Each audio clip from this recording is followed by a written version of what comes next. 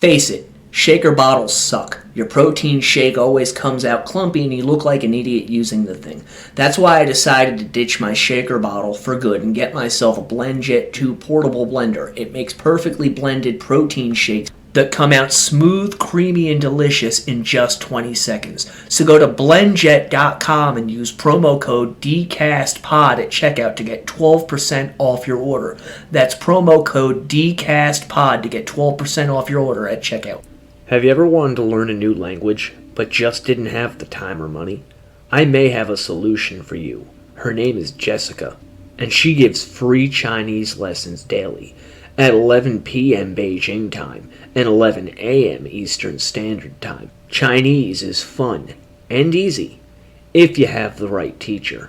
Let Jessica be that teacher and introduce yourself to the fastest growing language in the international job market today at tinyurl.com/tcjessica and tell her Ian sent you. Hello and welcome to the Deathcast. I'm your host, author, and journalist Ian Tott, and I'd like to thank you for joining me as we prepare to take our 9th look at the West Memphis 3. Now, before we get into it this week, as always, I have the normal show notes. If you'd like to follow me on social media, just search for the Deathcast, Deathcast Pod, or Deathcast Podcast. If you'd like to help support the show, there's a couple of ways you can do this. First and foremost, you can go to your favorite podcast app, subscribe, and leave a 5-star review. Secondly, you can go to buymeacoffee.com/thedeathcast and make a one-time donation.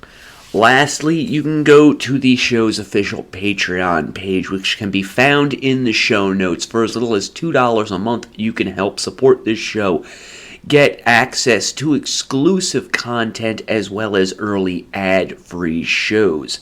Alright, now that all of that is out of the way, get yourself something to drink, find a nice comfy chair. I've got my coffee, but no cigarettes because I'm in a hotel again.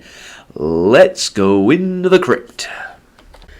When we left off last week, we were discussing Jessie Misskelley's trial, how his defense tried to put on a defense for him that he was brainwashed and had falsely confessed to the police that he had been involved, and then again falsely confessed sometime between June and July.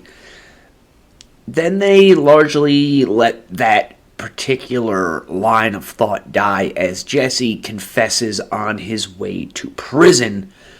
However, what is to come next is one of the two most damning confessions that Jessie Misskelley is going to make. This occurs on February 8th of 1994. Now, the confession he had made to the officers transporting him took place on February 4th.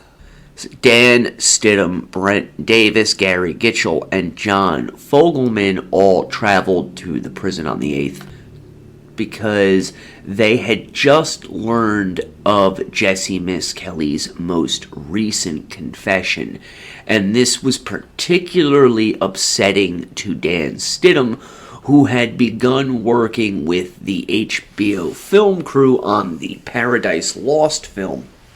And to him, it was crucial that Misskelley continued to maintain his innocence, as that was the tact the filmmakers were taking. And if Misskelley did not do this, then it would basically blow up the plot of the film, which they were hoping would lead to the boys being released.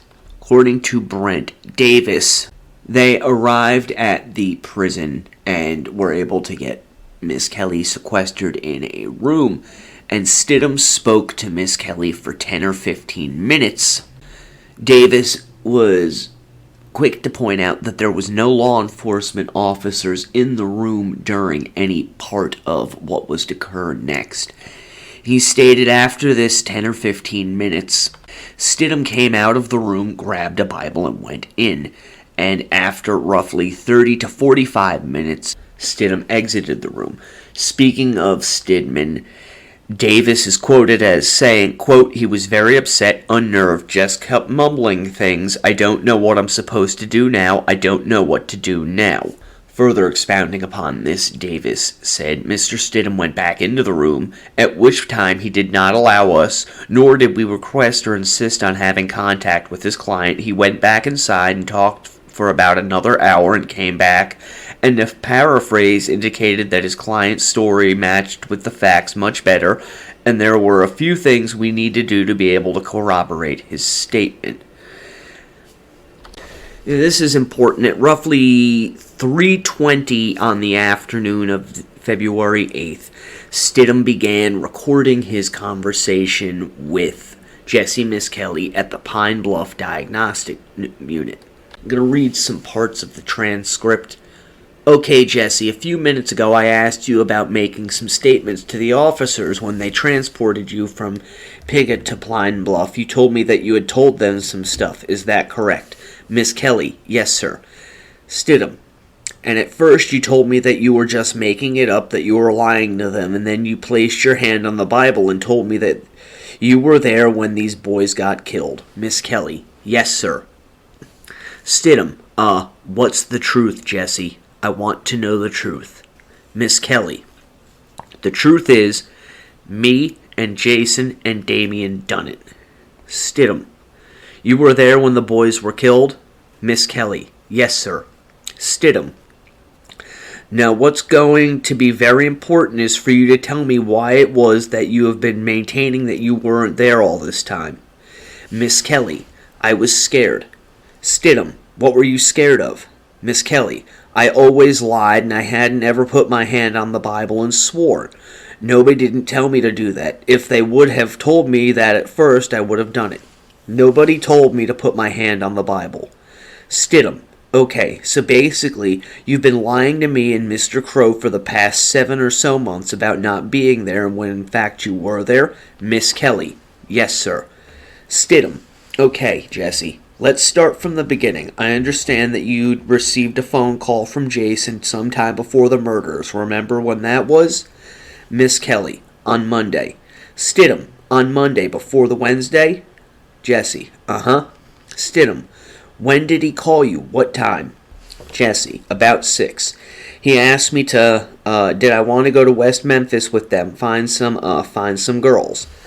Stidham: "Any mention of hurting some boys or killing some boys at that time?" Jessie: "No, sir." Stidham: "And what happened on Wednesday, May 5th? Did you spend the night with Josh Darby on May the 4th, that Tuesday night?" Misskelley: "Yes, sir. He picked us up in Nettles Trailer Park in West Memphis at Josh's mama's house, and we left about 9 that morning, went to Memphis roofing, and we got off about 12. Me and Josh did, and after I got me something to eat, I went to Stephanie's, and then Vicky bought us some." Stidham: "Wait a minute, let's stop. You say Josh and Ricky D dropped you off at your house about what time? Lunchtime?" Jessie: "It was after 12, I'd say about 12:30. Then I went in the house and got me something to eat, and then went to Stephanie Dollars. I babysitted Cody while Stephanie had to go to the school about Courtney. I stayed there for a while." Jessie goes on to recount how his girlfriend had shown up not long after school went out. Jessie: "We sit there and talk, watch TV, and babysitted Cody. About 5:30, Cody got slapped by Connie, and then I went down towards Johnny's, and I called some police officers." Stidham: "Johnny Hamilton?" Misskelley: "Johnny Deadman." Stidham: "Johnny Deadman. Did you talk to a police officer that day?" Jessie: "I told him that Stephanie and them was down the street. They wasn't at home. He drived up in the driveway, but he didn't get out." Stidham: "Was it Officer Dollawhite who testified the other day?" Misskelley: "Yes, sir, it was. I told him they were down the street. I'll say it was a little bit after 5, and then I sat there and..." Stidham: "First of all, did you see Lewis Hoggard that day?" Misskelley: "He was mowing his yard, and he asked me what happened, and I told him that Cody got slapped by Connie." Stidham: "Then what happened? Where did you go then?" Jessie, then I walked down by towards Johnny Deadman's, and that was when I seen Stephanie and Bobby Dollar and Cody, Justin, Courtney, and Ashley and Charles Ashley. This point, Misskelley talks about how Johnny Deadman supposedly sent him to Lakeshore to get someone. A man he described as being fairly large with a beard and a glass eye who was known to his father. He then talks about his meeting with Dennis Carter down by his house.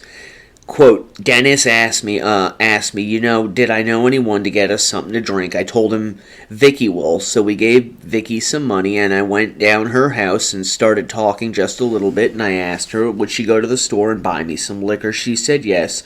She said, hand me the money. She said, I'll go in a minute. I said, okay. I left her house, and me and Dennis went to my house, and watched as she went around the corner, and we sat there on the corner, and talked about, drinking and stuff.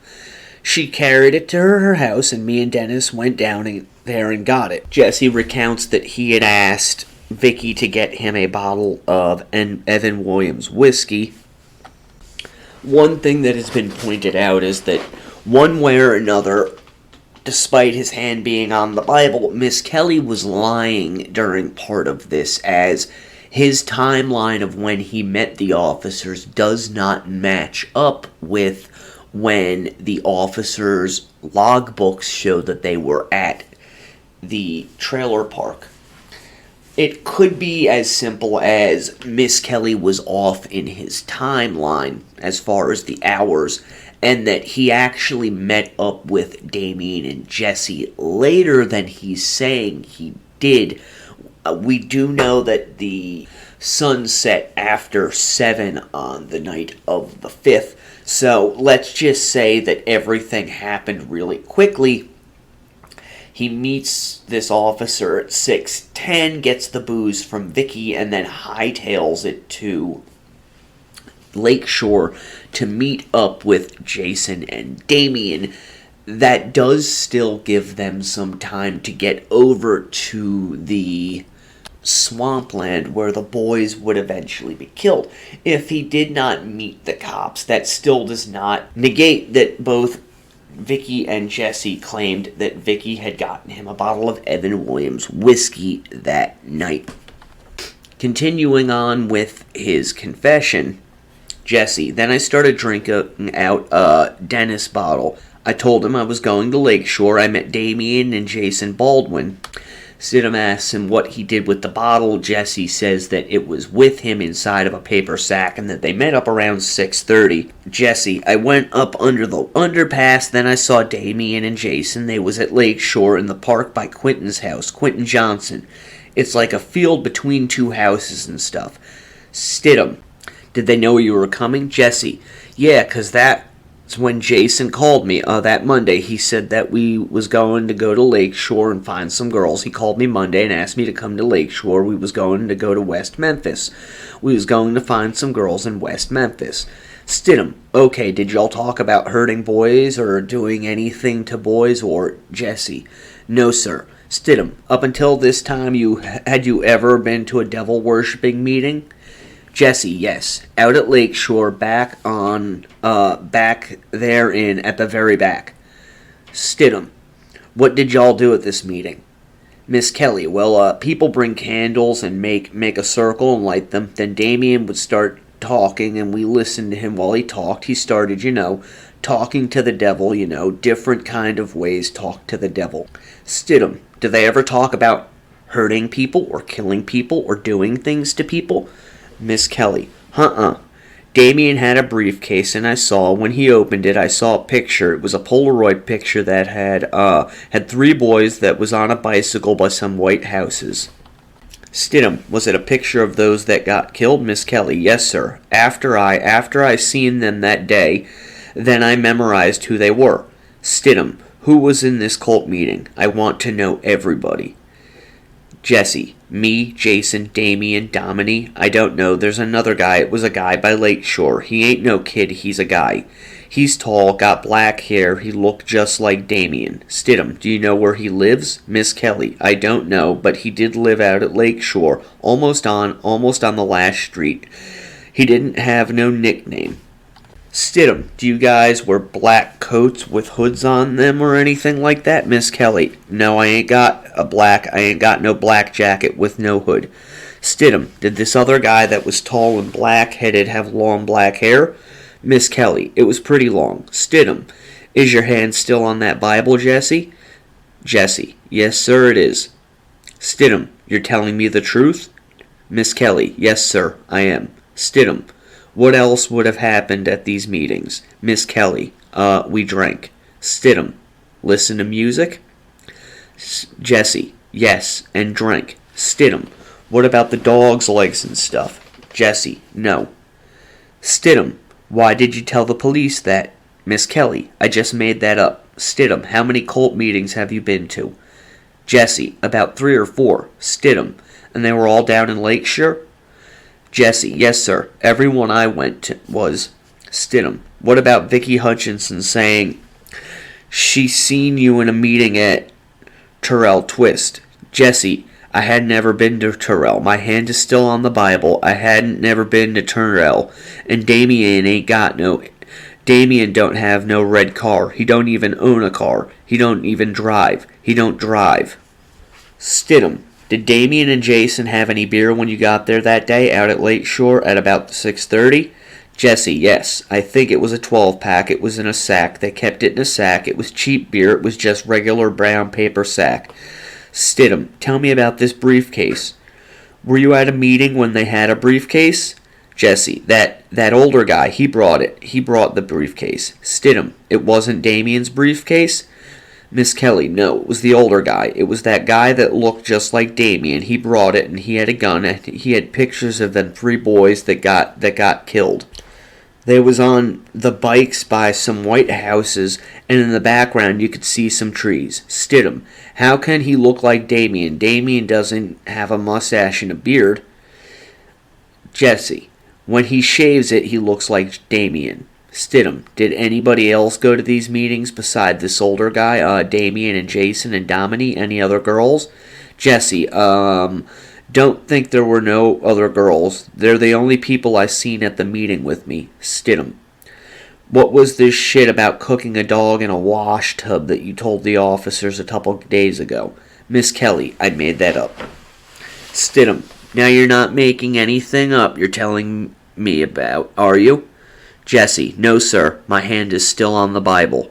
Stidham, do you know what devil worshipping is, Jessie? Misskelley, Satan. Stidham, did you believe in this stuff, or were you just out there? Misskelley, I was just out there just drinking and having fun. Stidham, was this older guy the leader of this thing? Misskelley, he told Damien what to do. He always told Damien what to do. He tells Damien, go kill a dog or hurt a kid or something, and he'd do it. Stidham, did he tell Damien to go hurt those kids? Jessie, when I was there, he didn't. He might have told, after, but he didn't tell him when I was there. Stidham, he wasn't there the day the boys got murdered, was he? Misskelley, no, he wasn't there with us, but in the briefcase it was them 3 boys. Stidham, do you think he told Damien to do this? Misskelley, I think he did because I didn't know until after I seen a picture in the briefcase. Then after the murders happened, then I remembered who they were. I seen them at the court meeting. Stidham, what did this older guy's name? Did he drive a car or... Misskelley, he always walked, out there to Lakeshore. Where we was at, he always walked. Murphy, no, I can't remember. I can't think of his name. Stidham, Murray? Jessie, it started with an M. Stidham, Murray Farris? Murray Farris was a quote-unquote white witch that was known to Eccles and company, although he did not have black hair. Misskelley claimed to have never heard the young man's name. Question further about this mystery individual. Stidham, how old was he? Jessie, I'm going to say he was in his mid-20s or somewhere close to his 30s. Stidham, what would he do at the meetings? Was he in charge? Jessie, yes, because he had a briefcase and it was a white bag, like a sandwich bag. He had some white stuff. Stidham, did the older guy ever tell Damien and Jason to do something stupid? Did they do it? You said kill a dog? Jessie, he always told Damien. He must knew Damien for a long time, 'cause he didn't ever tell none of us to do that stuff. Stidham, did you ever see him kill a dog? Jessie, no. Stidham, okay, May the 5th. You go to Lake Shore about 6:30. You didn't see anybody else there. Nobody else was standing around that would have seen you? Misskelley, no, sir, 'cause I would always went the back way, toward Jason's house. I always went the back way, not the front way. So we started walking towards West Memphis. We walked over an overpass. It's the overpass between Lake Shore and Walmart is the overpass. We walked over it. We started walking toward west to Walmart. Jason and me, I asked Jason, where we're going to find them girls at. He said we was just going to walk around and look. And I said, okay, so we started walking. We went down Blue Beacon Road, and then by a bridge we saw a little trail, and we went down that little trail, and we sit there and we started drinking. We went from Walmart, stayed on that road all the way down, went through the red light, over the railroad tracks, and on down to then Blue Beacon and Love's. I was wearing white Adidas. I had a gray shirt. It had short sleeves, blue pants, all greasy. Stidham, what did Damien have on that day? Jessie, like a black pants, black boots. Stidham, did he have a coat on? Jessie, a leather jacket. It was like a biker's jacket. He carried a stick, part of a tree. I would say it was long.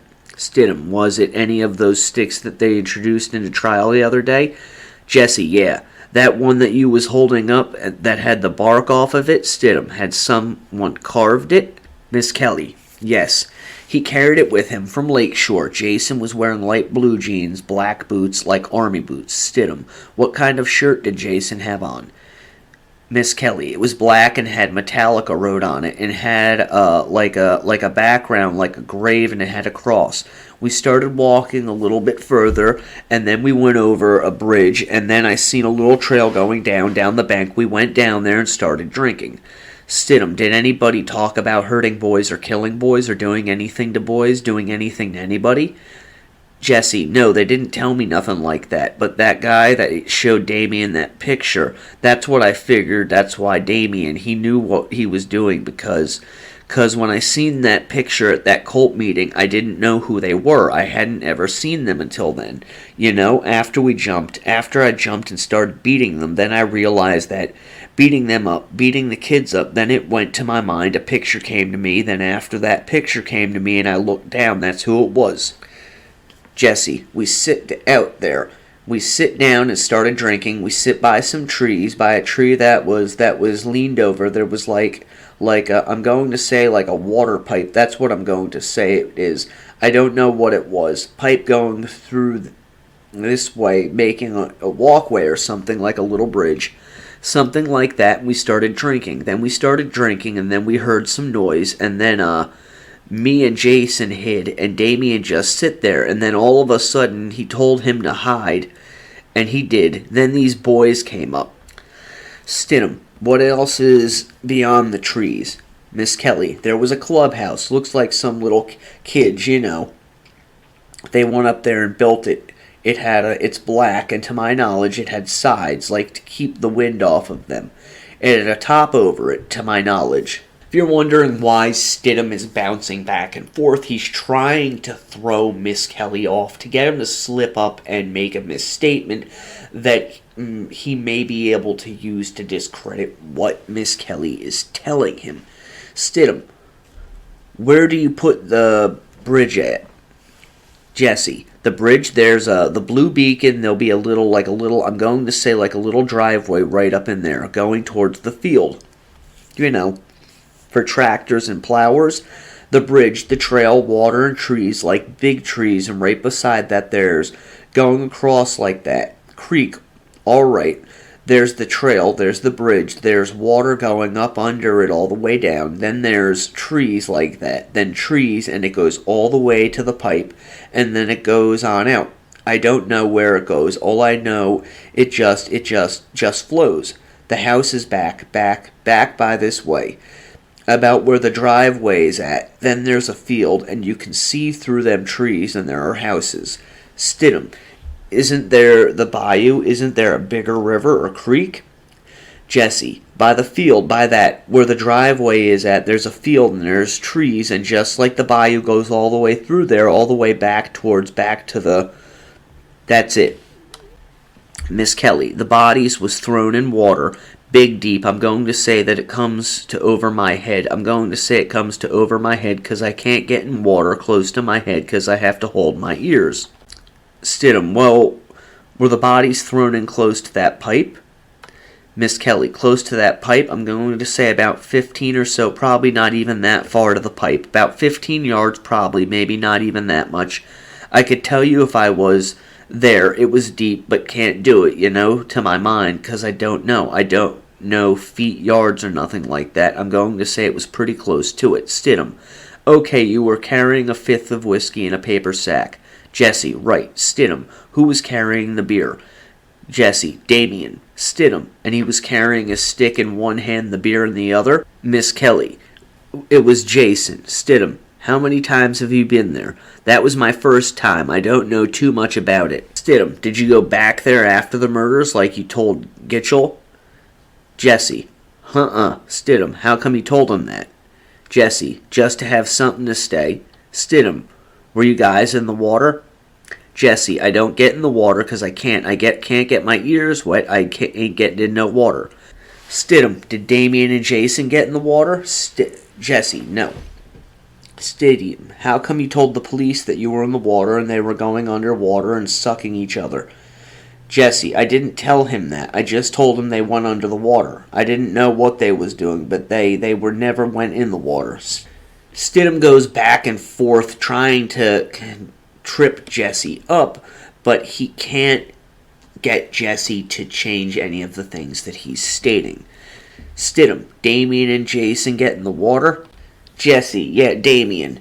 We hear some noises. Me and Jason hidden. Damien just sit there and we hollered for Damien, not real loud, but lightly, and Damien hid. That's when them three little boys come out. They came up on their bicycles and they laid their bikes down.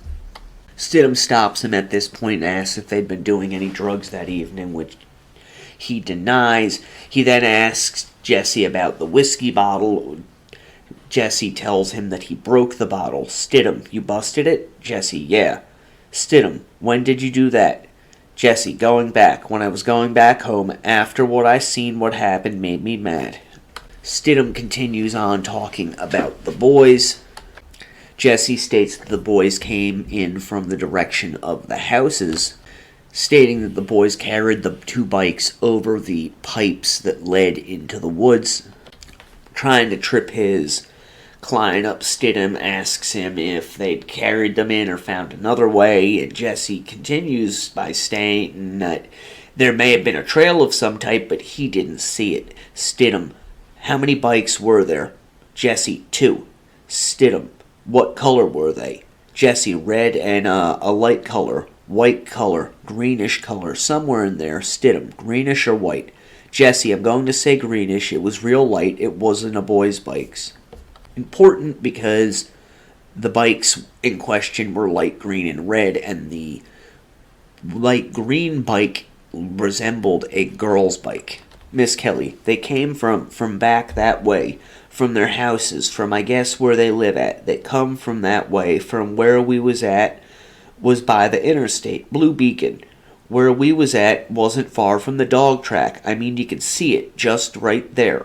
When the boys came up, Damien grabbed one of them. I don't know which one, and the other two tried to get Damien to stop, and then me and Jason come out and started grabbing them. Started hitting them.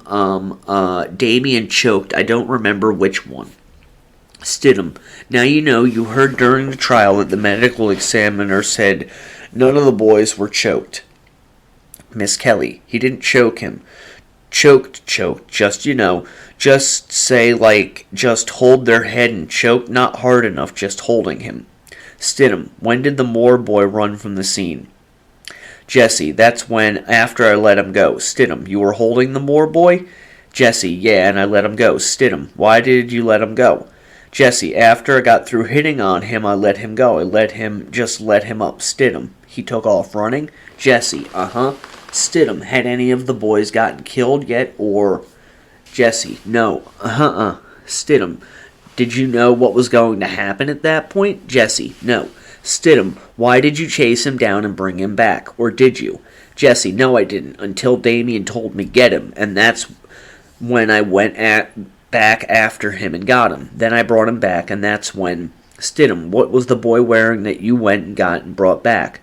Jessie, to my knowledge, I'm going to say that one... I don't know their names, to my knowledge. The one that was wearing, like a Boy Scout uniform, I don't know.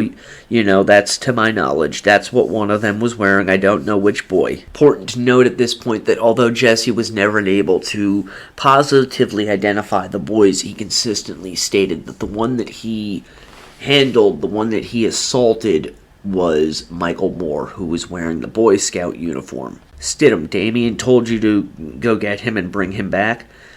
Jessie, after I done hit him first. Stidham, where did you hit him at? Jessie, where did I hit him at? The head. Stidham, and was anybody cut or bleeding at this point? Jessie, no I was too drunk, I couldn't hardly do nothing. When I drink, I can't hit hard or anything. Stidham, Damien told you to get the Moore boy and bring him back, and you did that? Jessie, he said go get him, so I brought him back and just started hitting him some more. Then Jason pulled out a knife, he took one of them, I don't know which one, cut on him. I think it was on this side of his face. Stidham, which side are you pointing to? Misskelley, this is the left. Stidham goes on to ask Jessie which boy was that was cut on the left side of his face, and Jessie states that he thought it was the blonde one, which... coincidentally would have been Stevie, who did in fact have a large gash on the side of his face. Stidham, did Damien ever hit anybody with that long stick you were telling me about? Jessie, he hit one of them boys in the head, and I don't remember which one. Stidham, okay, when did you realize that somebody was going to get killed? Jessie, after I seen Jason cut that one on his left side of his face, I didn't know he's going to get killed until I saw him get on top of one of them boys and cut him completely. Stidham, what do you mean, cut him completely? Jessie, he cut his penis off, and that's when I realized that, they're going to kill these boys. Jessie goes on to state that at this point he'd pretty much gone into shock and let Michael Moore go. Moore was not moving, and he assumed the young boy was unconscious. Stidham, okay, so were the boys making any noises or anything? Jessie, we put a shirt in their mouth. Damien and Jason did, put their shirt in their mouth. Then we took off their pants. Jason, Damien, and them took off them little boys' pants, pulled them completely off. They didn't unsnap them or nothing. They just jerked. They was inside out. They pulled them from the top, just jerked them off. Then Damien started started playing with that little boy's penis. I don't know which one, but I remember it was one of them boys that got his pants pulled off, completely off from the top. Then Damien started messing, playing around with his penis and stuff. He put his hand over the top of it on, squeezing it. Then Damien stuck his penis from behind one of them little boys. I don't remember which one, but he didn't stick it all the way in. He just stuck it in and pulled it out. That's it. Stidham, he didn't actually... Jessie, no. Stidham, raping? Jessie, no. Stidham, he just stuck his penis in there? Jessie, just stuck it up there and just pulled it out. Then he shot off on the pants and stuff. Who did? Jessie, Damien. Stidham, why did he do that? Jessie, to be sick. Stidham, shot off on the pants? What color were the pants? Was he masturbating? Do you know what masturbating is? Jacking off? Jessie, Stidham, did he wipe himself with the pants or did he... Jessie, no, he wiped it off on the pants. Stidham, what I'm saying, did he squirt it on the pants or did he wipe himself off with the pants? Jessie, he shot on the ground, then he wiped it off with their pants. Stidham, now... what was Jason doing while Damien was doing his jacking off stuff? Misskelley. Jason went to one of them boys, started beating him up, just hitting him, and he cut off his, penis and the whole work. Jason got on top of him and started hitting on him. The little boy was squirming, and then Jason I'm going to say he stuck his hand over, a shirt and then covered his hand over his mouth over his shirt, and he just kept on hitting him, and that boy didn't move no more. Stidham, but you did see him cut the boy's penis off? Jessie, yeah. I just seen Jason on top of him, and that little boy was still squirming, and next thing I know, I just saw a hand come flying like this, that's all. He slung something. I don't know if it was a knife or that little boy's penis or what. He wasn't laying in the water. He was lying on the bank by the water. He wasn't laying in the water. Stidham, blood went everywhere? Is that what you told the officers? Jessie, that's what I told them, but I just seen blood, you know. Stidham, what did they do with the blood? Jessie wiped it off, you know, in the water and stuff, real good. Stidham, what was Damien and Jason saying while this was going on? Jessie, they was just telling them to shut up and get quiet. Stidham, what were you thinking while this was going on? Jessie, that's when I stopped. When I seen Jason get on top of that boy and sling his arm like that, that's when I stopped everything. That's when I stopped. I just sit there. I just sit there, and then I was going to see what was going to do with them. Then they tied them. Tied their hands, right hand to their right ankle and their left hand to their left ankle. Stidham, what did they tie them with? Jessie, shoestring. Stidham, why did you tell the officers it was a brown rope? Jessie, I made it up. Stidham, why? No answer. Stidham, you don't know why? Jessie, Jessie continues on, stating that he took no part in what was happening and left after the boys were tied up. Misskelley, after they done it, you know, they tied them up and put them in the water. Stidham, tell him everything that happened from the time Jason cut the boy's penis off. Jessie, then he said he wanted to come over to where I was at, you know, mess with that boy. I told him no, I done seen enough. Then he went over there towards with Damien. That's before that boy got his face cut. Then he went over there with Damien and cut the boy's face on the left side. I mean, after. He didn't cut him. He, you know, scratched him. Then he went back and then sliced him. I'm going to say sliced. Stidham, did Damien ever suck on that boy's penis? Jessie, that the one that he was going to get, you know, screw him from behind, he went on him, he went down on him. He didn't suck on it, he bit the top, the head of it. Not hard, but I'm going to say he didn't do it hard. I seen his head going down that way. I don't know, you know, I don't know if he did or not, but I seen his head go between that boy's legs. Stidham, after Jason cuts this little boy's penis off, and after Damien jacks off and wipes himself with the boy's pants, then what happens? Jessie, I remember how Damien grabbed that boy by the ears. I don't remember which one, but when he was going to get up the butt, he grabbed him by the ears from behind. He grabbed him by the ears. Stidham, okay, so what happened after, what did Jason say after he cut this boy's penis off? Did he say anything? Jessie, now he said he wanted to do the other one, the one I was beating up on. I told him no, I done seen enough and I wasn't going to let him do that one. Stidham, weren't you afraid he was going to stab you or something? Jessie, yeah, I was afraid, but you know, I'd been stabbed before, but I wasn't going to let him bother me. After they done tied them up, you know, I wiped my footprints with a stick, you know, like a zigzag covering up my footprints and everything, and the blood, they wiped them on, you know, like in the water, make sure all the blood was off the water, make sure the blood was off the leaves and stuff. Stidham, how'd they do that? Jessie, rub together or get their finger and just wipe it off real good, just wipe that off. Stidham, how close to the water was Jason and the little boy when he takes his pants off?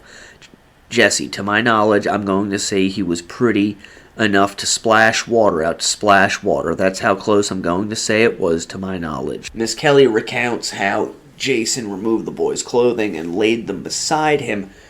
Stidham continued on, asking what happened next. Jesse, to my knowledge, what I seen, it was hitting. He stuck his finger up the boy's butt. That's about it. The boy was unconscious. After they done throwed them in the water and stuff, I didn't see what they done with their clothes, but when I seen them throw them in the water, that's when I left. Stidham, what time was it? Jesse, I'm going to say about 7:30. I left by myself. Damien and Jason stayed there. I don't know what they done with the clothes. Well, after I done seen what Jason did to, I don't know which boy it was, but he cut his penis and everything, and I was still mad, and I still had whiskey in my bottle. I walked down the street drinking whiskey, and all of a sudden I just busted it on the overpass. I went back the same way I came, up under by Lakeshore where I busted. It was at Lakeshore by the Lakeshore where, between Walmart and Lakeshore over the overpass. I busted it there. I was underneath walking. I didn't walk over it. I just walked underneath on the grass and stuff all the way through, and that's when I busted the bottle. I just threw it and it hit the side. Stidham, did you throw up? You told the officers that you threw up. Jessie, no, I was dizzy. I walked straight home. Went home, got something to eat, and went to Johnny. Took me, and we went to Dry's. He then goes on to recount how it was getting dark by the time he got home, and that the rest of the night pretty much went the way that he had said it went at trial. And Stidham did keep questioning his client, obviously wanting to know why he's suddenly telling him these things, and Misskelley keeps telling him that nobody ever asked him to put his hand on the Bible before. If they had asked him to put his hand on the Bible, he would have told the truth. He also mentions the trip to Dyer's for the wrestling, although he's no longer using it as an alibi, and denies ever speaking to Buddy Lucas about the attack. Quote, I hadn't seen Buddy since I had my hair cut. The day I got arrested, that's the last time I seen Lucas. Stidham, Jessie, what you're telling me is different, obviously, from what you've told me for the past several months, 7 or 8 months through the trial. Now you've been telling me all along you didn't have nothing to do with this, that you weren't there. Is that correct? Jessie, yes, sir. Stidham, why didn't you tell me that? Jessie, 'cause you didn't never tell me to put my hand on no Bible. Stidham, you've had your hand on the Bible all this whole time we've been sitting here taping this? Jessie, yes, sir. Stidham, you're holding it right now. Jessie, yes, sir. Stidham, the prosecutor wants you to testify against those other boys. What do you want to do? Jessie, I really don't know. I know you know. I didn't cut none of them myself. Stidham, do you want to talk to your daddy before you make any decision? Jessie, yeah, but when they threw them in the water, that one was still moving. The one that was cut, his penis was completely cut off. He was moving because I saw him. Taping concluded at 5:11 p.m. So Stidham goes and talks to the prosecutors and lets them know that Jessie had confessed to them, and he would consider Jessie's statement truthful if he could find this broken Evan Williams bottle. So between 9:30 and 10 p.m. that evening, they got to the overpass in West Memphis. According to statements Davis later gave to a judge, we proceed, the 4 of us, to roam underneath the overpass of West Memphis and, lo and behold, find a broken bottle in the location indicated by his client. We then take the bottle to a local liquor store where we proceeded to spend the better part of an hour matching the bottle with certain items, and lo and behold, it matches with the brand name both Mr. Stidham had indicated that we should be looking for in the first place. Davis stated that Stidham was still not convinced. After all of this, they go back to Stidham's office, and they call Vicki Hutchinson, who confirms for them that she had, in fact, bought Jessie a bottle of Evan Williams whiskey. On February 17th, Jessie Misskelley again confessed, this time to prosecutors, this over the objections of his defense attorneys. Both Dan Stidham and Greg Crow were present, as were Brent Davis and John Calvin's office in Rector, Arkansas. It is very important to note here that many West Memphis 3 supporters like to claim that Jessie Misskelley was offered a deal in return for his testimony. I have been studying this case for well over a decade at this point. I have never come across anything to indicate that Jessie Misskelley was offered a deal by the prosecution. In fact, if you read the notes from this particular confession, his lawyers inform him that he is not being offered any sort of a deal for this information, as do the prosecutors. The one provision that Jesse was trying to get was to see his girlfriend. The reason that Misskelley stated he was giving this statement was because he wants something done about it. The judge did allow him to make this statement, stating that his lawyers had to be present during the entire thing. I'm going to lead you a little piece from this statement. This is from Calvin. You have not been promised anything before your testimony, and you want to give it free and voluntary, and nobody has mistreated you. Misskelley, no. Davis, okay, I want to draw your attention back to the date that the 3 little boys were murdered, if you would. On that date, did you go to Robin Hood Woods? Misskelley, yes, sir, I did. After this, with a few small discrepancies concerning the people that he saw in the trailer park, Jesse pretty much tells the prosecutors verbatim what he told Dan Stidham. Later, Greg Crow stated that he believed Jessie Misskelley was perjuring himself. The statement began at 8:02 p.m. and ended at 8:45. The major difference between this and other confessions is that Misskelley finally placed himself in the tying up of the boys, while downplaying the sexual assault somewhat and continuing to maintain that Damien had sexually assaulted the boys. We are going to call it there this week. I hope you have enjoyed this, the 9th installment of the West Memphis 3 Redux. And we will be back next week to discuss the trials of Eccles and Baldwin. Again, if you enjoyed this show, please consider leaving a 5-star review wherever it is you get your favorite podcasts. Also, consider becoming a Patreon like our #1 patron channel. You can find the link to that in the show notes. Until next week, the Deathcast is a production of Corpse Creek Publishing in association with Big Pond Podcasting. Stay morbid.